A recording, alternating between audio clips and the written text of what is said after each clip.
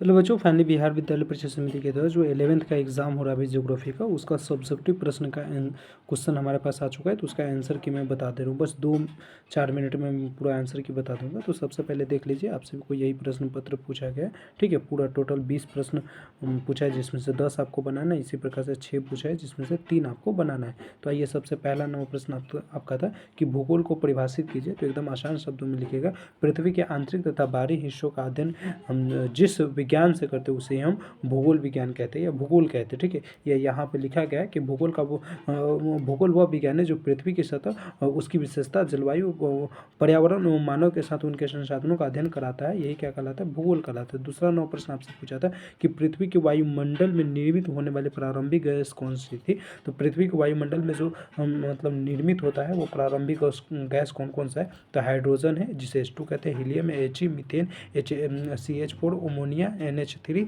और जल यानी H2O। ठीक है, ये सब क्या है? तो पृथ्वी के वायुमंडल में प्राथमिक गैस के रूप में ये निर्मित होती है। ठीक है, तीसरा नौ प्रश्न पूछा था भूकंप तरंगे क्या है। तो आंसर में लिखिएगा, भूकंप के दौरान उत्पन्न तरंगे जो पृथ्वी की सतह और आंतरिक परतों की में गति करती है। ये 3 तरह की होती है, प्राथमिक P, द्वितीयक OS और सतही तरंग। ठीक है, तो भूकंपीय तरंग के बारे में आप लोग इस प्रकार से लिख सकते हो। उसके बाद अगला प्रश्न देखिए, आपसे पूछा हुआ है कि प्रमुख प्लेटों के नाम लिखिए। तो प्रमुख प्लेट में जैसे प्रशांत plate, Eurasian plate, Indo Australian plate, दक्षिण अमेरिकन प्लेट, उत्तर अमेरिकन प्लेट, अफ्रीकी प्लेट और अटलांटिक प्लेट, ये सभी प्लेट के बारे में आपसे भी लिख सकते हैं। 3-4 लिख दीजिएगा, हो जाएगा। ठीक है, यहाँ पर देखिए प्रश्न कह रहा है कि प्रश्न अगला पूछा था 5 नंबर प्रश्न कि हिमनदों द्वारा निर्मित 4 स्थलीय रूपों के नाम लिखिए। तो हिमनदों द्वारा जो निर्मित 4 स्थल है, ये मोरेन है, सर्क है, एस्कर है और डमलीन है। ठीक है, इस प्रकार से लिख दीजिएगा। 6 नंबर प्रश्न कह रहा है अपक्षय क्या है। तो अपक्षय के बारे में आपसे जब पूछे तो लिखिएगा,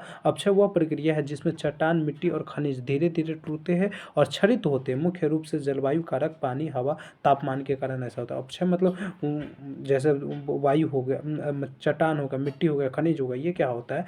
तो मतलब धीरे धीरे टूटने लगते हैं, बिखरने लगते हैं, उसी को हम क्या कहते हैं? अपक्षय कहते हैं। जैसे यह किसके कारण होता है? तो यह पानी के कारण, हवा के कारण, तापमान के कारण हो सकता है। ठीक है, आगे बढ़िए। 7 नंबर प्रश्न पूछा हुआ है। 7 नंबर प्रश्न क्या पूछा हुआ है कि समताप मंडल की 2 विशेषताओं को लिखिए। समताप मंडल के आप लिखिएगा प्रश्न का आंसर कि समताप मंडल की 2 विशेषताएं निम्नलिखित। एक में लिख दीजिएगा, इस परत में ओजोन गैस की उपस्थिति होती है जो सूर्य की पराबैंगनी किरणों में अवशोषित करती है और इसमें वायु की स्थिरता रहती है जिससे यह गैस परिवर्तन नहीं होते। इस प्रकार से लिख देना है। 8 नंबर प्रश्न लिखिए।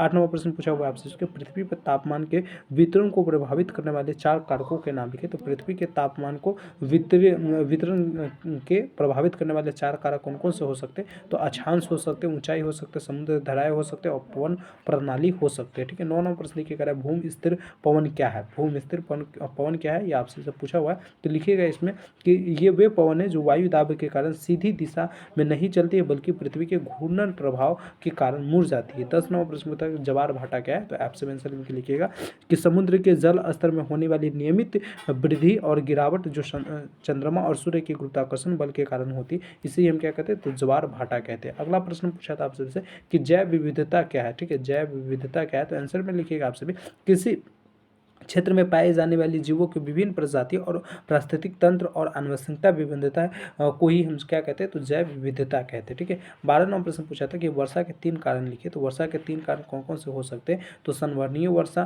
पर्वतीय वर्षा और चक्रवर्तीय वर्षा। ये क्या हो जाएगा? तो वर्षा के 3 प्रकार होगा। ठीक है, कारण नहीं है, प्रकार है, तो प्रकार में आपसे ये लिख सकते हैं। अगला बढ़िए। 13 नंबर प्रश्न आपसे पूछा हुआ कि समुद्र जल की लवणता को प्रभावित करने वाले 2 कारकों को लिखा। हालांकि 20 प्रश्न में से आपको 10 ही प्रश्न बनाए, तो ऊपर वाले 10 बना सकते हैं। ये जो छात्रों को मतलब चुन चुन के बनाना होगा तो आप लोग बना लीजिएगा, मैं पूरा प्रश्न का आंसर बता दे रहा हूँ। ठीक है, यहाँ पर प्रश्न कह रहे हैं समुद्र जल की लवणता को प्रभावित करने वाले 2 कारकों को लिखिए। तो लिखिएगा वाष्पीकरण, और अधिक वाष्पीकरण से लवणता बढ़ती है। और उसके बाद मीठे जल का प्रभाव, यानी नदियों द्वारा लाया गया मीठा जल लवणता को कम करता है। नदियों द्वारा जो जल लाया गया था यह लवणता को कम करता है। और वाष्पीकरण क्या है? तो लवणता को बढ़ाती है। ठीक है, इस प्रकार से लिख दीजिएगा। 14 नंबर प्रश्न पूछा था भारत की सबसे लंबी से क्या प्रभाव पड़ता है, तो व्यापार की वाणिज्य को बढ़ावा मिलता है, मानसूनी हवाओं का प्रभाव होता है, मत्स्य उद्योगों का विकास होता है, पर्यटन और समुद्री संसाधनों की उपलब्धता बढ़ती है। इस प्रकार से लिख देना। चलिए 15वां प्रश्न देखिए, 15वां प्रश्न आपसे जो पूछा हुआ है कि भारत के दक्षिण तटीय मैदान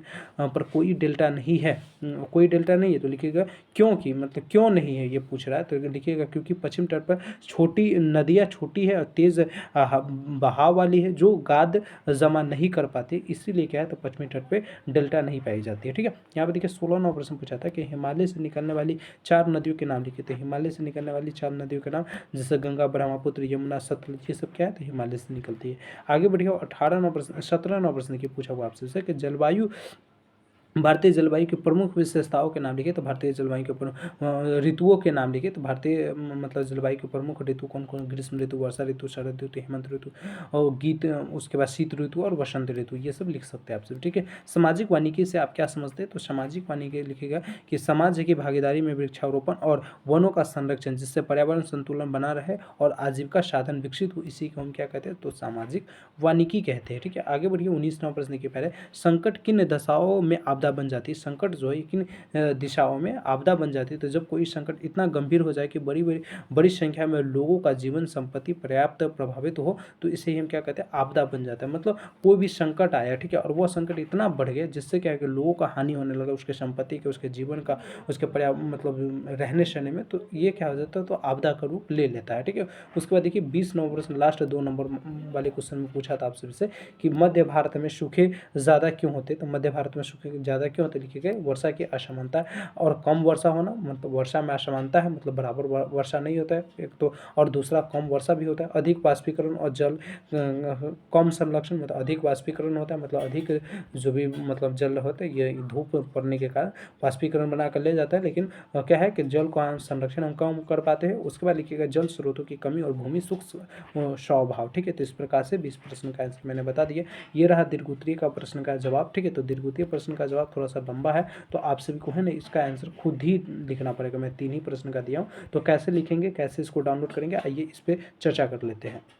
तो देखिए ज्योग्राफी के दीर्घोत्तरीय प्रश्न का आंसर की देखने के लिए, डाउनलोड करने के लिए आप लोग गूगल पे आइए, सर्च कीजिए biharboard.news। ठीक है, इसी प्रकार से सेम टू सेम सर्च करना है। वेबसाइट नया है इसलिए हो सकता है आपके गूगल में ये रैंक नंबर 1 पे न दिखे, तो आप लोगों को क्या करना है, यहाँ पे मोर सर्च के बटन पे क्लिक करके इस प्रकार से धीरे धीरे खोज लेना है इस वेबसाइट को। ठीक है, किस वेबसाइट को खोजेंगे biharboard.news, और जब मिल जाएगा तो इसी वेबसाइट पर आप सभी क्लिक कर लीजिएगा। कुछ इस प्रकार से इसका होम पेज ओपन हो जाएगा। ठीक है, होम पेज ओपन हो जाएगा। ओपन होने के बाद यहाँ पे आप सभी देखिए आंसर की का बटन दिखेगा। यदि फ़ोन पे में खोलेंगे ना, सॉरी मतलब फ़ोन में खोलेंगे, तो आप सभी को ये 3 लाइन का बटन दिखेगा। 3 लाइन पे क्लिक कीजिएगा तो आंसर की का बटन दिखेगा। आंसर की पे आप सभी सिंपल से क्लिक कीजिएगा, तो पहले नंबर पर आप सभी को दिखेगा Bihar board 11th annual exam 2025 question paper and answer की PDF डाउनलोड करें। तो सिंपल से क्या करना है, इसी पे आप सभी को क्लिक कर देना है। जैसे ही क्लिक करोगे पहले, तो इस प्रकार से आप सभी को इसको ओपन कर लेना है। ठीक है, देखिए ध्यान पर वो बहुत ही अच्छे से सारी जानकारी को पढ़ लेना है। ठीक है, पढ़ेंगे उसके बाद देखिए यहाँ पर ओरिजिनल क्वेश्चन पेपर भी